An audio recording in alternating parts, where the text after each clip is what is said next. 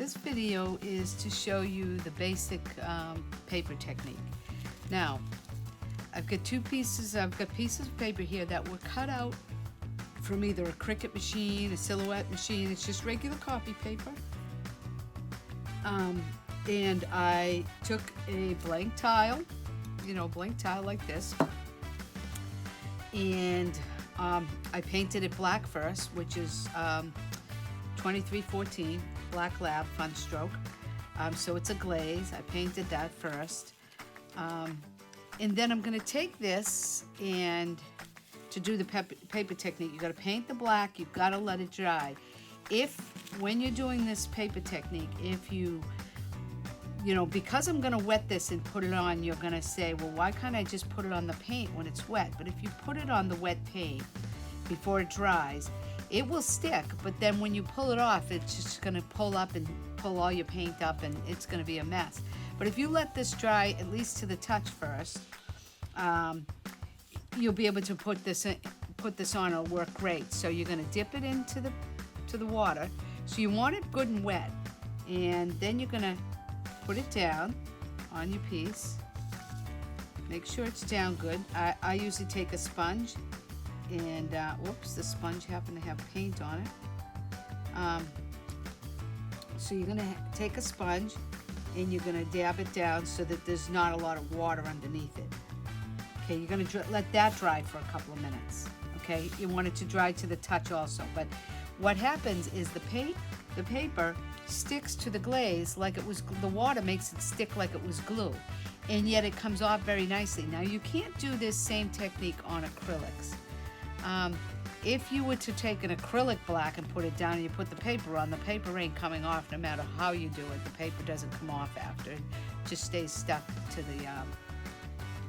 the paint. So, but with glazes, this is a perfect, it's to block this out so that when I paint over this, I'm going to have a nice, and I pick this off, I'm going to have a nice deer, a black silhouette of a deer, okay, with the sky in the background. But I'm going to put that aside for a minute, and I'm going to take this piece, which is painted blue first, instead of the black. So now when I peel the paper off, it's going to be blue underneath instead of black. But just to show you for the sake of this. Now, if you see this type of paper where the antlers are a little flimsy, if I just dip this in, these antlers are going to sometimes, if you have a big piece of paper you want to put down, and it has anything that's going to be flimsy, as soon as you wet it, it's going to be bent all over the place. If I take this right here and I dip it, do you see how the antlers are just kind of, how am I going to get that to lay down flat on the piece? It's going to rip, it's going to tear, so you don't want to do that. So instead, what I'm going to do is take a soft fan brush. So this is just for the bigger pieces, and I'm going to wet it, and I'm going to brush some water across where I'm going to put it. Just one really thin coat. Now I'm going to put my deer down, and I can put it down the same way I did the other one, only it didn't mess up because I was able to put it down neatly, because I didn't have to worry about the if I dipped it and the antlers going all over the place. So that's how you got to put down the bigger pieces. So now I'm going to go back to this, which is dry. So now I've got the black Fun Stroke color on the bottom. I've got the paper on the top that I wet and put it down, because you can see now it's kind of dry. Can't move it. So now I'm going to take and I'm going to use this blue and white color, and I'm going to put a sky right over this, right over the deer. So I'm using a little bit of white mixed with blue, because I kind of want it to look like a sky. I don't even mind if there's a little bit of black showing through there. Now, this ain't actually a piece, it's just kind of showing you how to do the paper technique. But so you're going to put that color on top and cover the piece. Now, you're going to let it dry. We're going to let that one dry again, and then I'm going to take the black Fun Stroke, and I'm going to put a little black on top of this one. Now this one's going to be blue underneath, so I'm going to still use the black. Now I'm going to paint over this, over the blue with the black. I mean, I would normally do it the other way where, you know, I want a black silhouette, but you can have whatever color is underneath, whatever the first color is, that's the color that's going to be underneath your paper design. You can get some pretty intricate designs too off the Cricut or the Silhouette machine. You can also cut your own with a X-Acto knife or just with scissors if you were just making something simple. Okay, so these are both drying. Now when it's dry to the touch, let's see, this ain't quite dry, but that being said, I think I can still pull it off. You don't want to wait overnight to pull off the paper. When you're doing this paper technique, you don't want to, it's more to just block something off because you're going to throw the paper away afterwards. So you want to you don't want to let it dry overnight because when it comes off, you might chip some of the edges of the paint around it. So you want it to still be a little bit damp. It could be drier than this, but for the sake of showing you this and not, you know, having to stop the video to let it dry, I'm going to show you. So I'm going to pick up just the edge of this to get it off. Now, be careful you don't do that. Drop that back down on you because it can wreck your piece. So you don't want to drop that down. So do you see, I took the paper off. Now I don't need that piece of paper. You can't really reuse it. So that's it. You know, you got this perfect piece. When that dries, you've got the perfect image using this paper.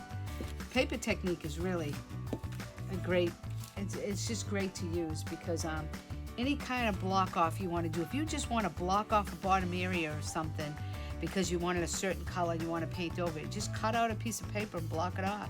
As long as you wet the paper, it will stick to the glaze. But you can't do it on bisque. If you take paper and you try to just put it on a regular piece of bisque, as soon as you wet this, I'm going to show you here, and you put it down, it may stick for a minute, but as soon as the bisque absorbs the water, see, it's just going to pull up. It's just going to pull right off. So you got to have some kind of glaze down there, at least 2 coats of a color down there before you put the paper down. You can't go right on the bisque. As the paper dries, no matter how thick it is, I've even poured paint on top of a design like this, and after it dried enough, you can see the design. It looks like, oh, my design disappeared. I can't see it now. But as soon as you let it dry, see how you can see the design there? Now, even if this was on there really, really thick, when it starts to dry, you will be able to find where your design is. Just like I said, don't let it dry for hours. Now I'm going to pick this one off, and we're going to have a blue deer. Okay? So you just want to kind of grab it a little bit. Just peel it off.